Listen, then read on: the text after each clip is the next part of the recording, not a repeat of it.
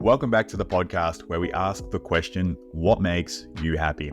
Our guest today is from the United States, bringing a tally of 16 completed regular marathons in a hand cycle and 4 published books with them to share a bit about what makes them happy. Kristin Beale, how are you? I'm doing great. Yeah, glad to be here. So you're a mom, published 4 books. You compete regular marathons in a hand cycle. That's incredible. There's a lot to you. I'm sure we don't have enough time to get it all out in 5 minutes, but I want to start with what makes you happy, Kristin. So this is a little bit of a process, not my answer, but the whole process of loving myself. My answer is loving myself and my ability to love myself, because that, especially after my accident, I was hit by a jet ski when I was 14 years old, which killed my friend and paralyzed me. Supposed to kill me, all the stuff that was supposed to happen to me, which didn't.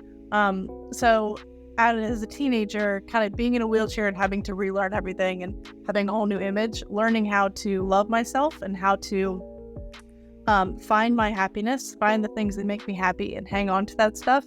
Not at the expense of others, but I did what I had to do no matter what to serve myself, especially after I first got hurt. So to kind of keep my physical and my mental well-being.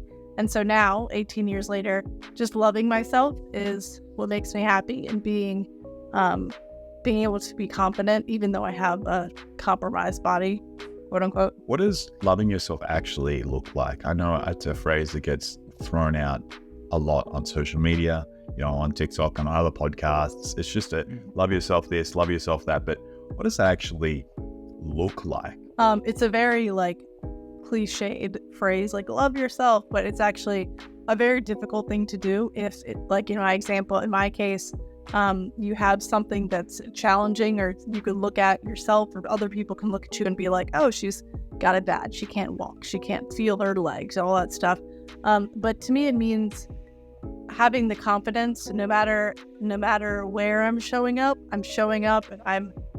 and I'm showing up in the best version of what I am, of myself that I am, and being happy in it and being truly content and not trying to kind of always apologize for my situation. Because I did a lot of that in the beginning of my accident. I kind of was very shy, but started to love myself and be confident. I came out and I said, this is who I am. I'm in a wheelchair.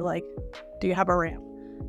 Was there a moment for you that you felt like things started to click, where you started to actually grasp the idea of what it was like and how it felt to love yourself? Was there can you recall a significant moment for you? Yes. So I was hurt when I was 14, sophomore year in high school.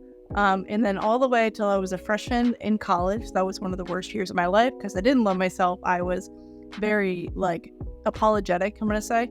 But then the summer after my sophomore year of college, I said, I don't want to do that again. That was terrible. That year, I can't do that again. So I said, I'm going to join a club. I'm going to come out of my shell that I don't belong in, because I'm a very extroverted person. But I just was apologetic and, shy, which is a word you would never associate with me. So I kind of decided I was miserable then. So here's what I'm going to do to find my happiness, because I'm happy when I'm around people, when I'm around like-minded people. For me, it was when I'm in a church group. So I did all that stuff to be happy again. And that was the moment. And there's been a regular process since then. What do you want to share to the What Makes You Happy community with regards to loving yourself? What's the single most important piece of advice that you could impart with us as a community of people trying to be a little bit happier? To identify what makes you happy and where you feel the most yourself, and make it happen, and do what you got to do to make it happen, and be in that environment and that mindset. Yeah. So when you say be in an environment that makes you the most happy, is that if, for instance, if I find that I enjoy being at home in an environment where I can be creative, I can do the things that I love, the little things that make me happy, is that where I should spend the time? Okay, I wouldn't say be at home all the time, but I would say find a group of people who are also love to be creative in the same ways that you do, and get yourself in the community, because we're all happy when we're around people.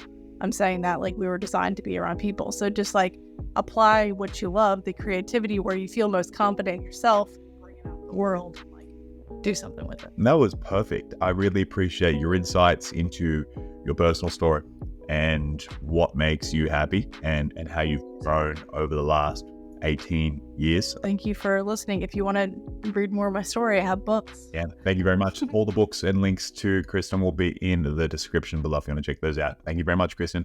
Absolute pleasure. Thanks for listening to the podcast. We hope it gives you something to think about on your quest to discover what makes you happy. Make sure to check out whatmakesyouhappypodcast.com to connect with today's guest and follow us on all our social media platforms and to stay up to date at what's happening next at What Makes You Happy. Don't forget to share this episode with a friend, and we'll see you next time.